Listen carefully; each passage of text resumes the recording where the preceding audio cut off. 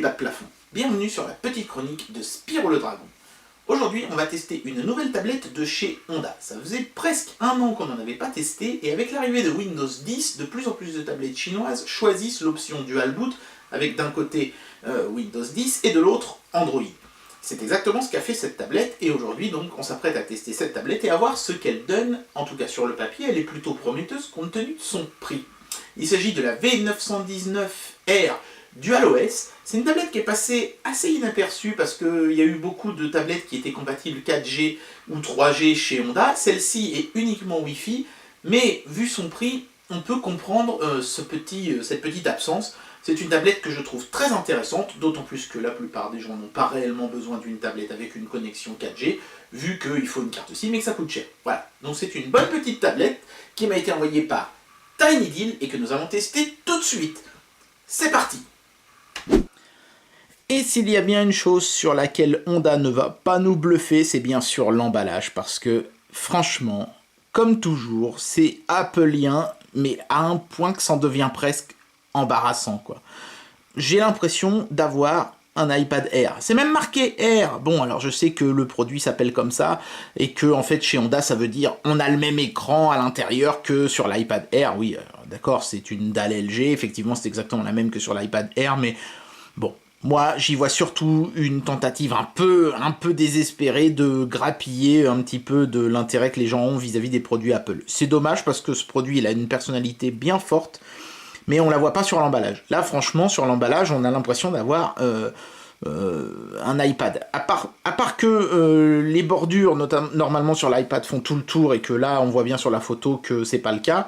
Mais sinon, franchement, la façon dont c'est fait, sur fond blanc, etc., c'est appelien, quoi. C'est dommage, c'est dommage. Moi, je regrette un peu que les constructeurs essayent pas d'avoir un petit peu plus de personnalité sur la boîte. Sur les tranches, il n'y a pas grand chose. Ici, il y a un simple code barre. Ici, il y a un QR code. Ici, il y a le logo Honda et l'étiquette de chez TinyDeal. Et ici, il n'y a absolument rien. C'est à l'arrière qu'il y a tout. Les informations sur l'entreprise Honda et les QR codes qui s'y rapportent, et tout ce qui concerne la tablette est sur une étiquette. Ça, c'est très intelligent de la part de Honda, parce que ça veut dire que la partie basse de l'emballage est la même pour toutes les tablettes, ils se contentent de coller une étiquette. C'est bien vu, c'est comme ça qu'on fait des petites économies, bravo les gars. Donc je peux voir que j'ai le modèle 64 Go de stockage, et ça c'est franchement très cool. Voilà, c'est pas forcément très habituel sur les tablettes chinoises d'avoir autant de stockage, donc ça c'est plutôt bienvenu. Et c'est une nécessité, j'ai presque envie de dire, hein, vu que je vous le rappelle, on est sur une tablette qui est dual boot et d'un côté Windows et de l'autre Android. Donc forcément, qui dit deux systèmes, dit deux partitions, et donc beaucoup de mémoire nécessaire pour pouvoir franchir l'usage standard de ces produits sans être emmerdé par la mémoire. Donc l'écran, c'est un écran... excusez-moi, mes mains sont dégueulasses, hein, je vais tout de suite... vous les montrer, voilà, comme ça c'est fait. Oui, j'ai décrassé ma cheminée et ça fait 1 heure que je me savonne les doigts et c'est toujours aussi cradingue. Donc tant pis, vous allez devoir faire avec. Mes doigts tout crades. Mais bon, bref. La tablette donc a la même résolution que l'iPad Air, hein, c'est normal, hein, du Retina, donc 2048 par 1536, puisque c'est la même dalle de toute façon. Le processeur est en 64 bits Z3735F de chez Intel, donc à 1,83 GHz. Alors 64 bits, mais Windows est en version 32 bits et Android aussi. Donc je vois pas bien l'intérêt, mais enfin, si quelqu'un en voit un, il peut me le dire, ça m'intéresse. La puce graphique est une génération 7 de chez Intel toujours. 2 Go de DDR3. C'est un petit peu juste, je trouve, pour Windows 10. Ce serait bien d'en avoir 3, voire 4. Bon, après, c'est sûr qu'on est quand même sur un produit qui a un prix contenu, on peut pas tout avoir. On a donc nos 64 Go de stockage, le Wi-Fi, le Bluetooth 4.0, l'Ethernet, mais uniquement via OTG. Et comme le câble OTG n'est pas fourni, bah, on va être un petit peu gêné, vous allez voir pendant l'unboxing. Les deux caméras avant et arrière font toutes les deux 2 mégapixels, elles sont médiocres évidemment. Windows 10, Android 4.4, alors ça c'est bizarre. Pourquoi mettre le tout dernier Windows et pas mettre Android 5? Je ne sais pas. Sûrement, ça doit être encore cette histoire de 32 bits. Android 4.4 est en 32 bits et Android 5 est en 64, je crois. Enfin bref, on peut mettre des cartes micro SD jusqu'à 128 Go, donc ça vous fait quand même pas mal de stockage au total quand vous faites tout ça. Plus que sur un iPad Pro, qui coûte 919 boules, je vous le rappelle. Hein, là, on est sur un produit qui coûte moins de 160 €. et donc compatible OTG, mais le câble n'est pas fourni, merci quand même. Voilà, le contenu de la boîte est tout en chinois, donc on va rapidement passer dessus et le découvrir par nous-mêmes pendant l'unboxing. C'est parti! Et ça se démoule à la Apple également, comme ceci, c'est pas toujours évident, voilà. Alors, petite mousse dans le haut du couvercle, ça fait toujours plaisir. Petite particularité, la tablette nous est livrée à l'envers, c'est-à-dire que ça c'est le dos de la tablette, l'écran est tourné vers le bas, c'est assez inhabituel comme moyen de transport, mais à la rigueur c'est pas si idiot que ça, parce que ici vous avez de l'épaisseur, donc s'il y a un choc ici, l'écran est quand même protégé par tout ça, alors que quand c'est refermé, vous n'avez que le petit bout de mousse ici qui est pas franchement très épais pour protéger l'écran. Le simple fait de mettre la tablette à l'envers, ça protège mieux. C'est encore un bon petit point pour Honda, c'est bien vu, moi je trouve que c'est bien vu. Donc la tablette, on y accède en soulevant comme ceci, une petite languette, c'est pratique.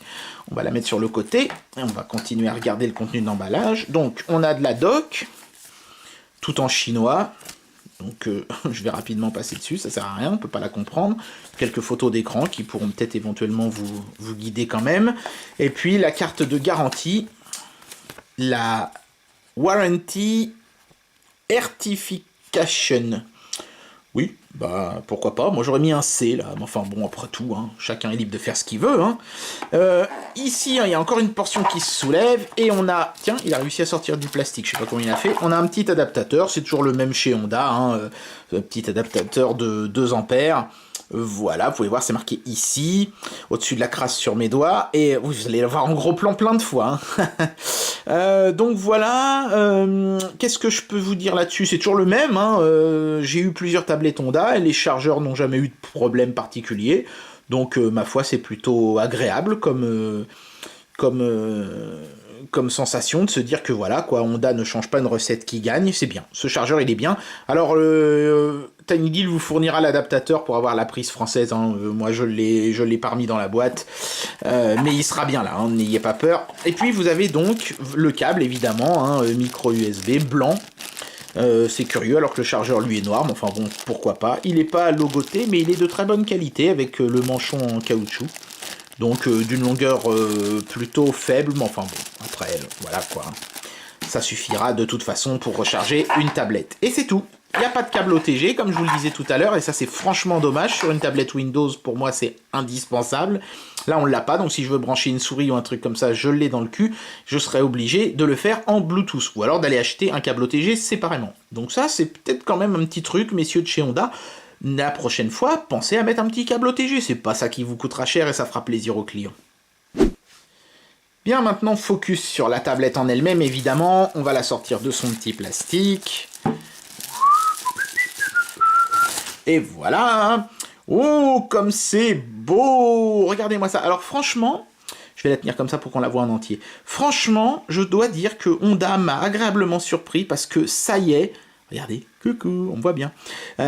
Ils ont quand même réussi à s'affranchir relativement bien, je trouve, du look Apple, en ayant ce petit côté bicolore avec des bordures noires sur le contour immédiat de l'écran, et en haut et en bas de la tablette, enfin c'est l'inverse hein, puisque je la tiens dans ce sens, voilà, en haut et en bas de la tablette, on a ces petites bandes en métal semi-doré, j'ai envie de dire, parce que c'est légèrement doré, mais c'est un petit peu argenté aussi, c'est une sorte de petite couleur platine qui est assez jolie, qui est assez bien vue.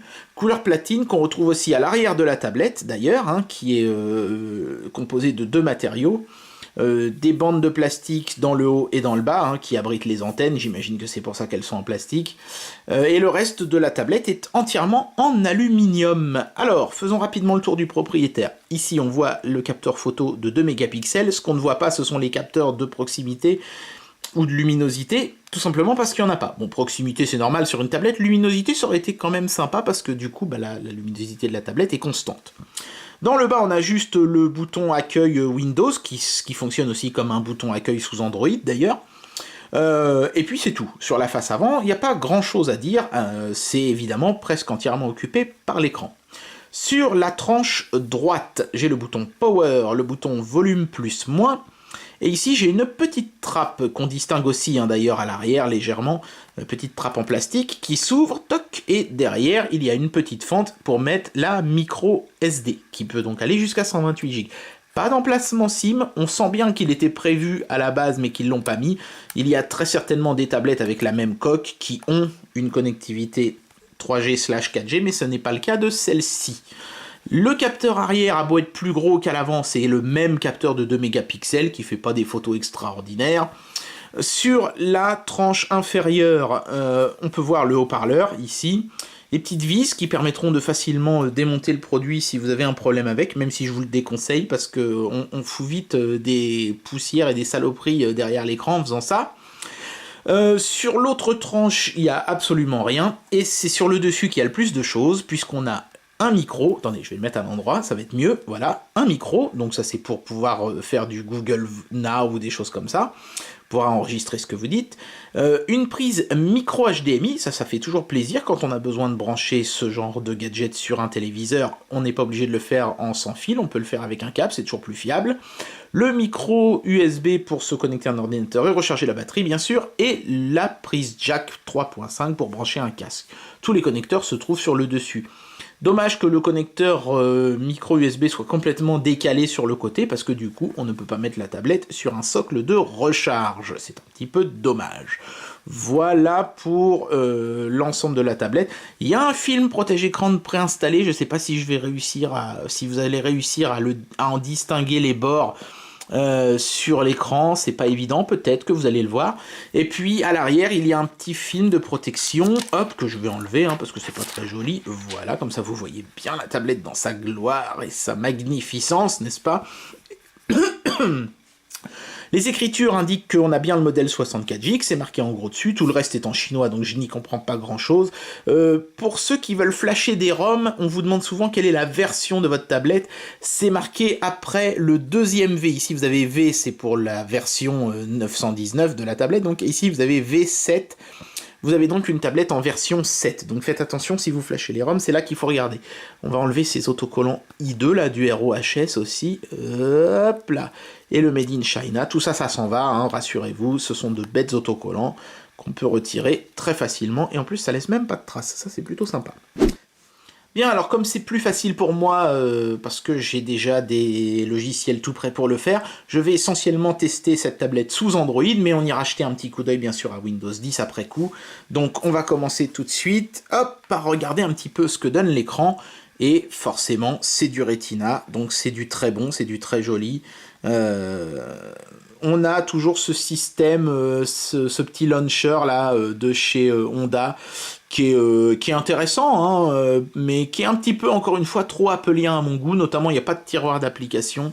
On peut faire pivoter, ça marche aussi en mode paysage, voilà. Je vais peut-être d'ailleurs rester comme ça, parce que vous pouvez voir la tablette plus facilement en entier comme ça. C'est fluide, ça c'est plutôt agréable, parce que c'était pas forcément le cas des précédents modèles Honda, les launchers manquaient de fluidité.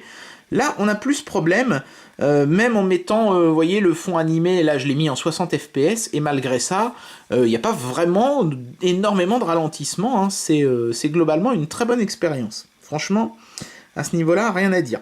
Donc, bon, c'est le launcher Honda, donc quand on reste appuyé, ça fait apparaître une sorte de menu en bas où on a accès aux différents... on a même des thèmes, je crois, oui, voilà, c'est ça, tac, donc vous voyez, vous pouvez choisir des thèmes, là on a le thème par défaut, et puis après on peut en mettre d'autres. Alors bon, je vais pas m'amuser à faire ça, parce que ça va me chanter mon fond d'écran.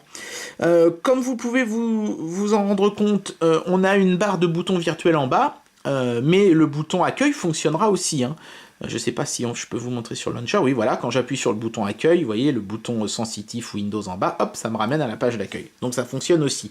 Donc finalement, si vous avez un logiciel qui vous permet de masquer cette barre-là, pourquoi pas, simplement il risque de vous manquer le bouton retour parfois dans certaines applis, mais il y a toujours moyen de revenir à l'accueil avec le bouton sensitif, donc ça c'est une bonne chose, voilà.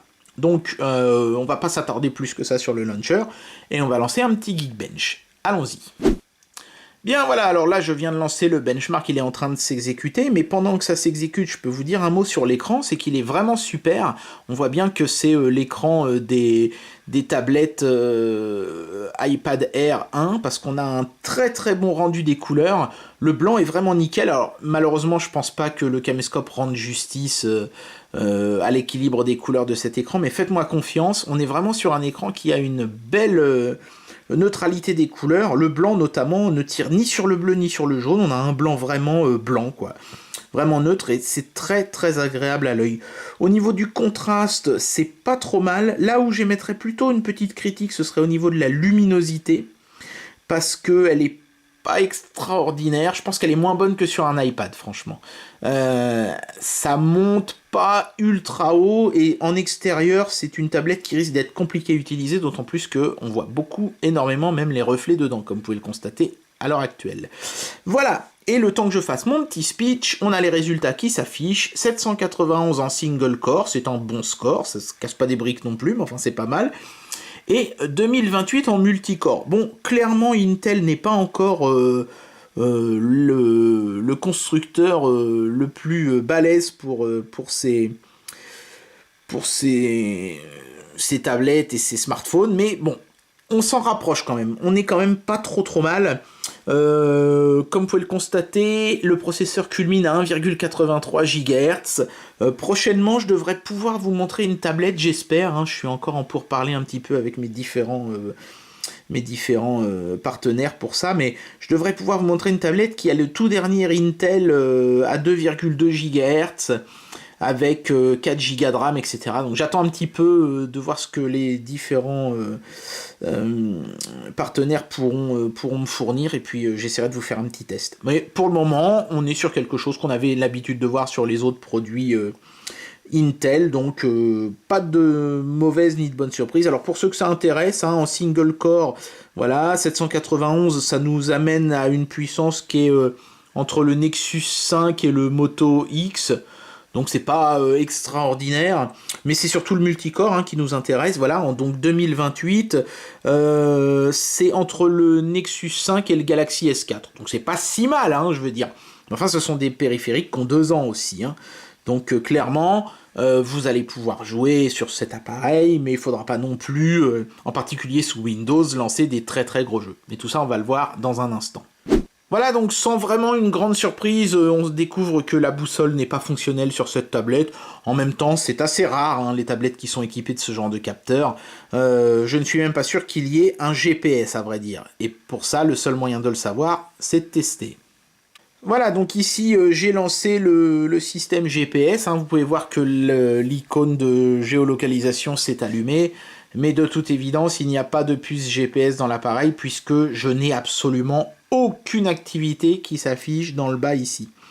Donc si vous comptiez vous offrir un GPS avec un écran de 10 pouces, je sais pas bien pourquoi vous voudriez faire ça, mais si c'était quelque chose que vous pensiez faire, vous pouvez oublier tout de suite parce que cette tablette n'est juste pas compatible avec ça. Je ne sais pas si les tablettes qui sont équipées 4G le sont, mais en tout cas celle-ci c'est sûr et certain, elle ne l'est pas.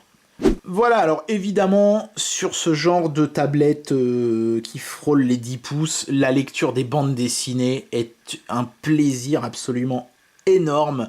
Ça fonctionne très très bien. C'est magnifique. Il n'y a pas d'autre chose à dire. Les couleurs, la finesse, les détails, l'écran Retina, c'est juste de la balle pour lire les bandes dessinées. Le texte est bien sûr extrêmement lisible, même à une certaine distance. Donc, franchement, très franchement, à ce niveau-là, la lecture de BD là-dessus est un réel plaisir. Alors, sur la lecture de film, évidemment, là, le gros problème, c'est le format 4/3 à la Apple, puisque on a d'énormes bandes noires en haut et en bas qui gâchent énormément l'expérience. Là, j'ai l'impression presque d'être sur une tablette 8 pouces, quoi, puisque je perds énormément de place. Et forcément, c'est un réel problème quand on regarde les films. Mais bon, ça, c'est pas la faute à la tablette en elle-même, hein. C'est un petit peu la faute au concept de la tablette 4/3. Pour lire les BD, ça a du bon, mais voilà, pour lire les films, c'est un petit peu moins sympa. Donc, c'est pas forcément ce genre de tablette que je vous recommanderais pour la lecture de films. Très franchement, je pense qu'il y a beaucoup mieux pour ça. Alors, je vais monter le son. Là, je suis à fond. Et là, autre problème, bah, ça crache pas très fort. Hein. Je peux pas monter plus. Sur une grosse tablette comme ça, j'aurais aimé avoir un son un peu plus fort.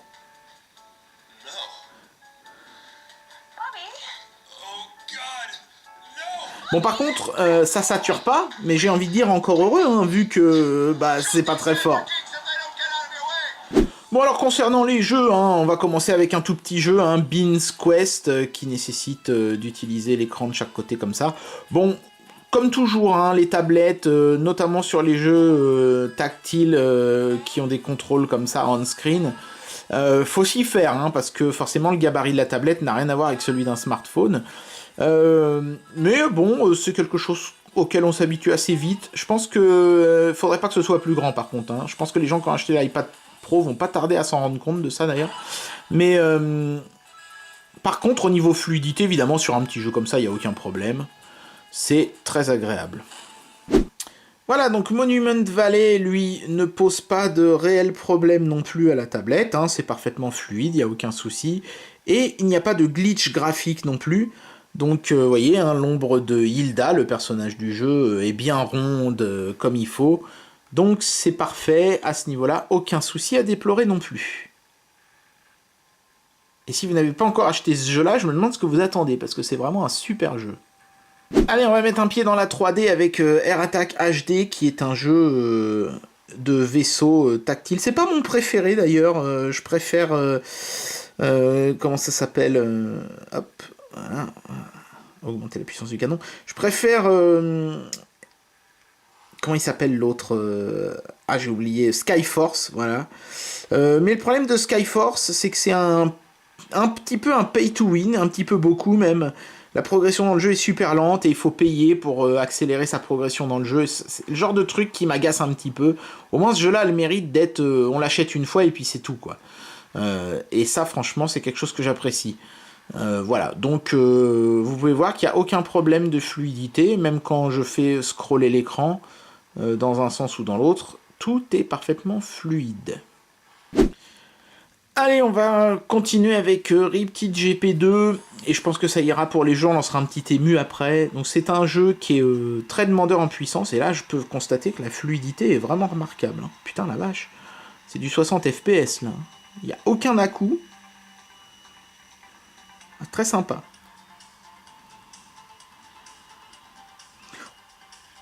Voilà. Ce jeu avait vraiment fait sensation, je me souviens quand il était sorti.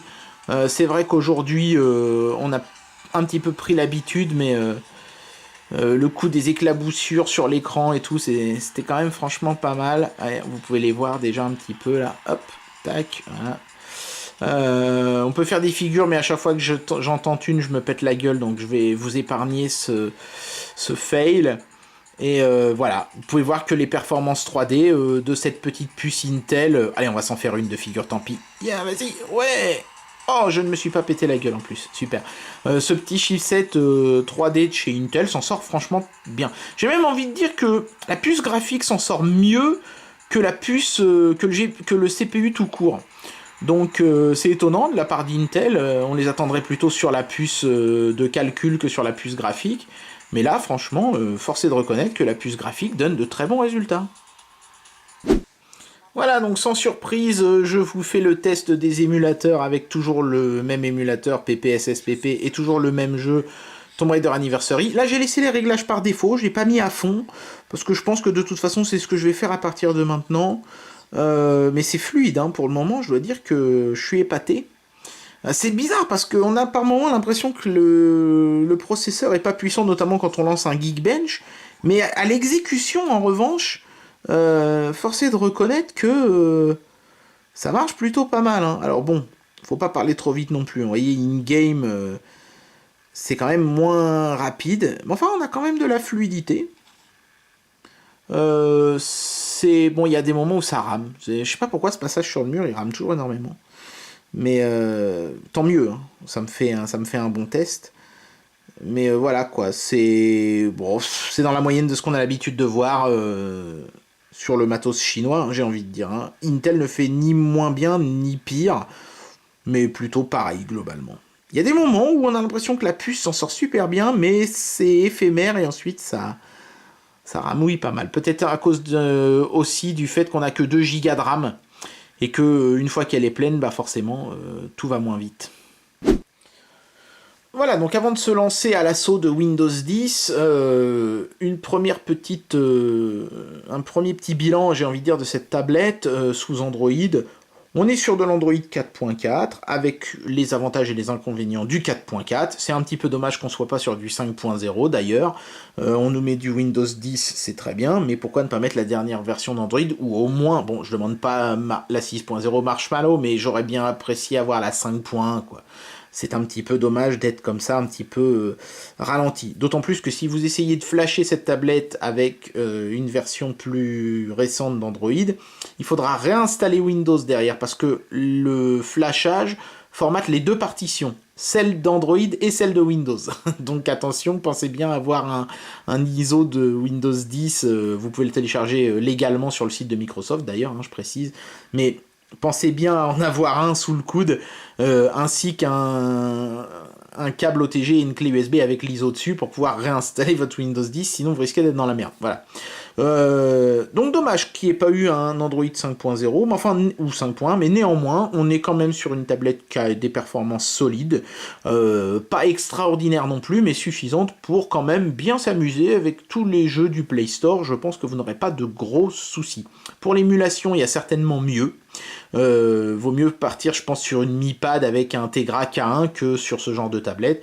Mais le gros intérêt évidemment de cette tablette, c'est la partition Windows 10. Alors on va booter tout de suite sur Windows 10. Pour ça, il faut dérouler ici, hop, et appuyer sur OS Switch. Vous voyez, je vous montre.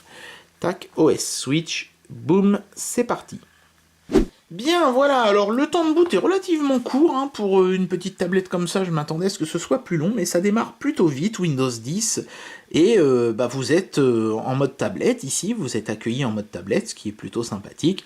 Vous retrouvez l'interface qu'on avait dans Windows 8.1, hein, grosso modo, avec le bouton démarrer ici en bas qui vous ouvre en fait, qui vous ramène à l'accueil ou à la précédente application. Je sais pas pourquoi j'ai cet écran blanc là d'ailleurs. Actualité Windows, voilà, on va le dégager, ça ne sert pas à grand chose. Voilà, donc là, du coup, je n'ai plus d'application ouverte, le bouton ne fait plus rien.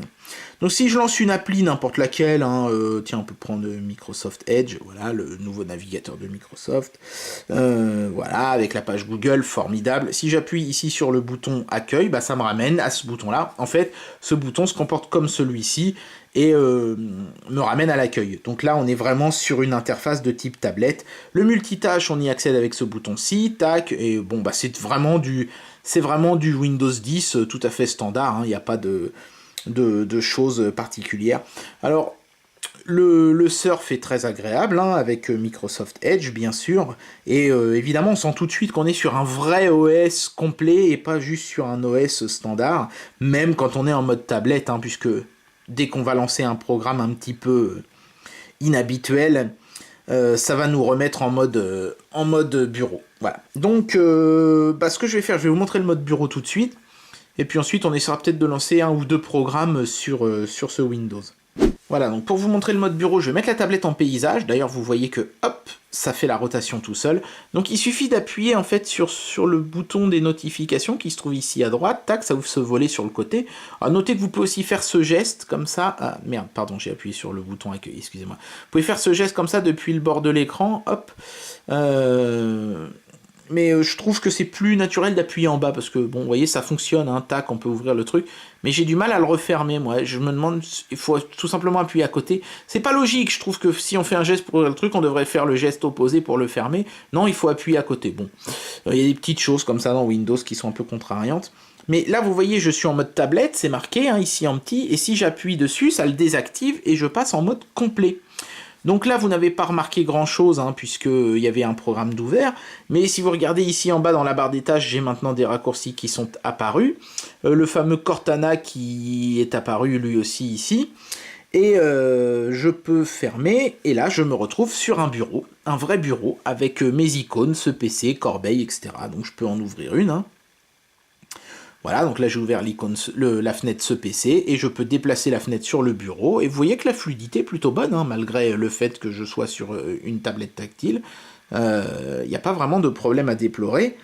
Voilà. Donc, tac, là je peux déplacer également ce genre de fenêtre par-dessus l'autre, passer d'une fenêtre à l'autre, je peux faire des moitiés-moitiés comme on ferait sur... vas-y, réouvre-toi, voilà. Je peux faire des moitiés-moitiés d'écran comme on ferait sur un vrai Windows, sur un vrai PC. Donc, c'est un véritable OS complet, et c'est ça la grande force de cette tablette. C'est que là, j'ai vraiment un petit ordinateur, quoi. J'ai plus qu'à brancher en OTG une souris ou un clavier, ou à les connecter en Bluetooth, c'est encore mieux. Et vous voyez là, j'ai même le menu démarrer à la Windows, hein, puisque maintenant le bouton accueil, hop, ouvre le menu démarrer. En mode bureau, c'est comme ça que ça marche. Et je retrouve ma petite interface tactile, mais réduite dans le menu démarrer. Donc très très chouette, très très sympa cette petite tablette et ce mode bureau de Windows qui permet évidemment de lancer des logiciels de bureautique ou des logiciels professionnels. Vous pouvez tout à fait travailler avec Photoshop sur cette tablette, hein, il se lancera, il fonctionnera très bien. Évidemment, je vous recommande vivement d'avoir une souris si vous voulez lancer ce genre de programme. Par contre, là où vous allez avoir du mal, ça va être pour tout ce qui nécessite beaucoup de processeurs comme de l'encodage vidéo HD ou 4K. Alors là, je crois que on est encore un petit peu juste. Peut-être que les prochaines générations de processeurs Intel permettront de le faire. Là, je pense que ce Windows est surtout intéressant pour lancer de la bureautique.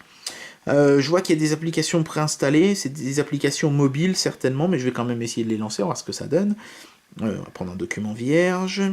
Ouais, bah voilà, il faut que je me connecte à mon compte Microsoft. Bon, tant pis, hein, c'est pas grave. Mais sachez-le, la bureautique fonctionne très bien sur ce genre d'engin. Voilà, donc ce que je vais faire, je vais lancer le jeu de flipper Future Pinball avec les réglages en minimum, vraiment en minimum. Par contre, je pourrais pas jouer parce que j'ai pas de clavier Bluetooth sous la main. J'en ai un à la cave, mais qui est en panne. Je suis en train de le réparer.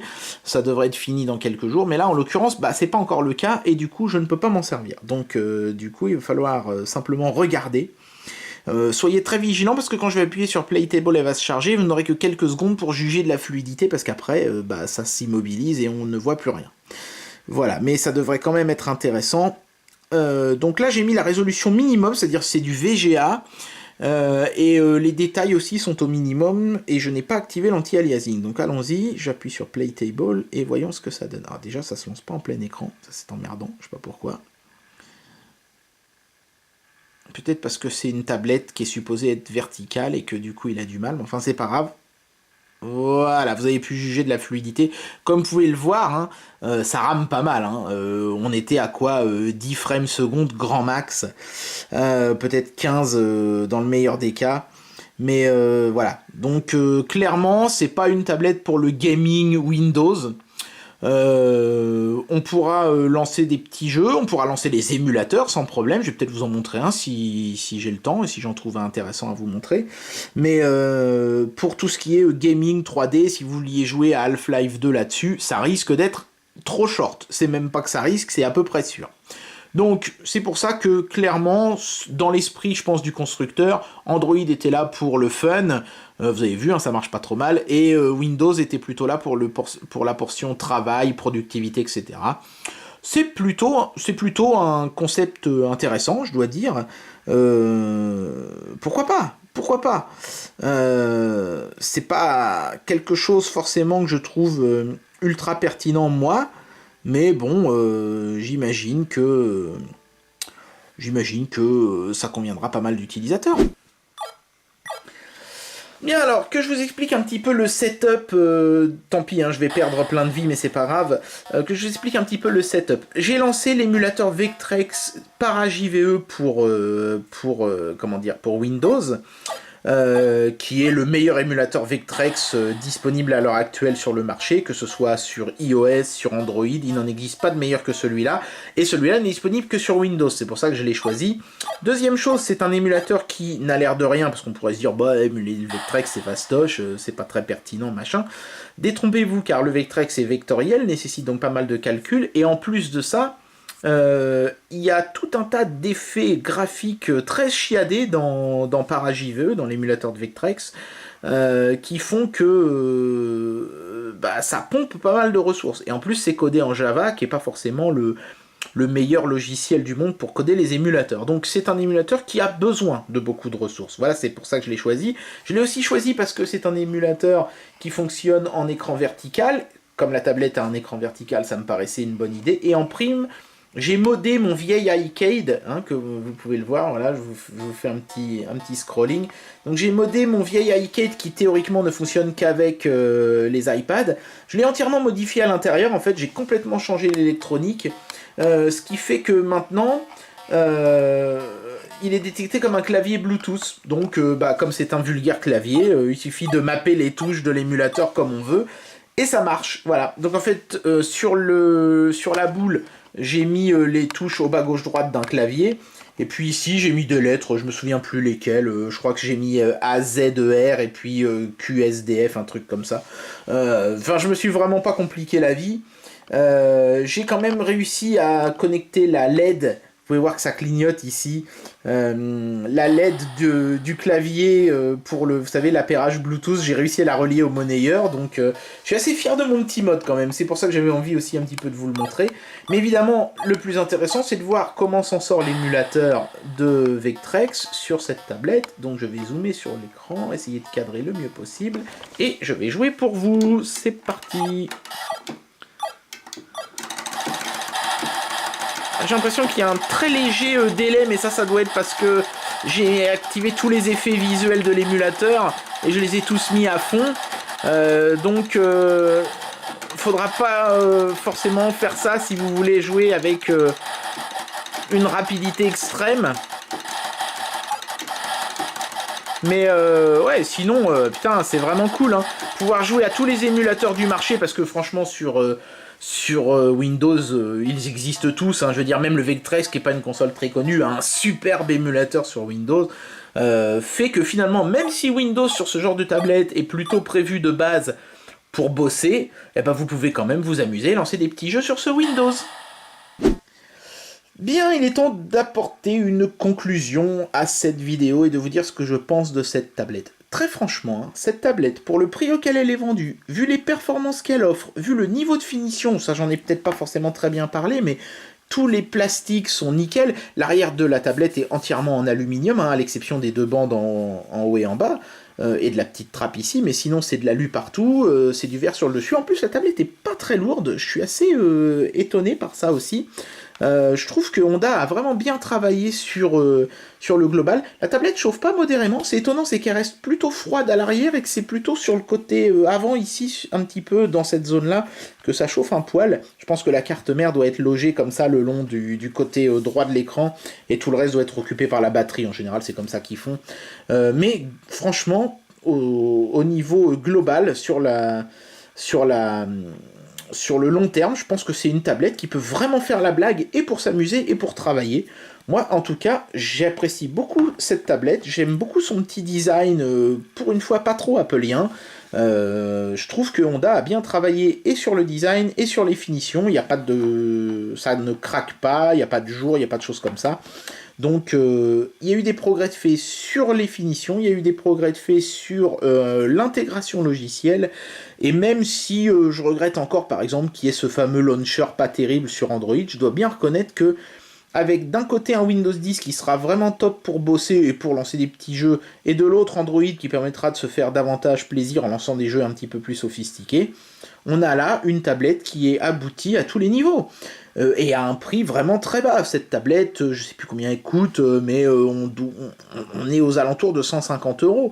En France, vous avez quoi comme tablette pour ce prix-là? Une grosse merde, ou alors une tablette de marque, mais avec des performances faméliques.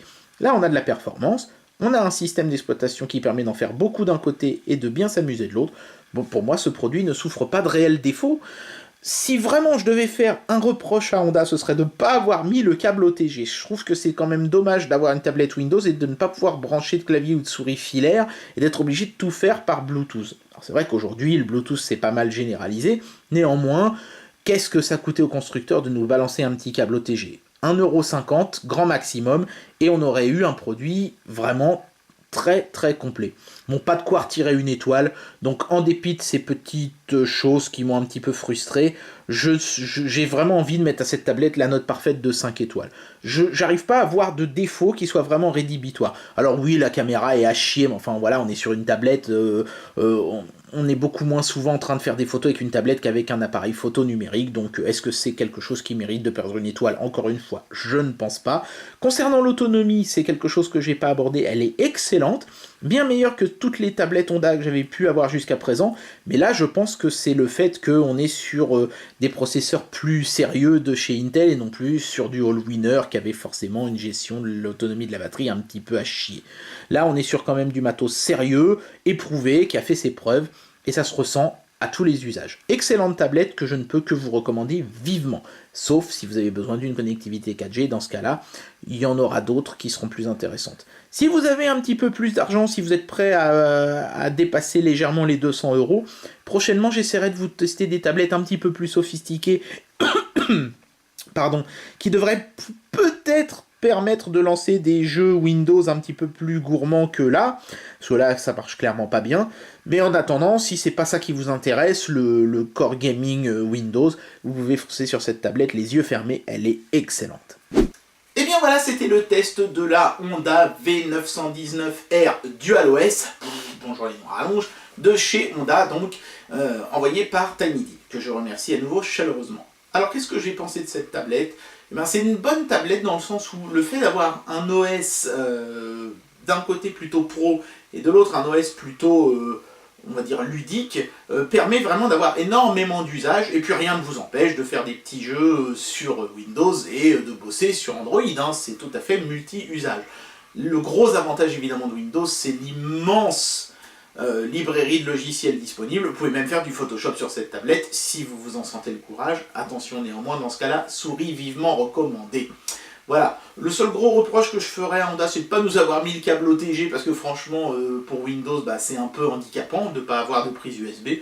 Mais à part ça, c'est un excellent produit que je vous recommande chaudement. Ce qui n'est pas chaud, c'est le temps dehors, il fait toujours aussi froid, il y a toujours autant de verglas, donc faites bien attention, couvrez-vous bien et ne vous pétez pas la gueule. A très bientôt pour une prochaine vidéo. Tchuss!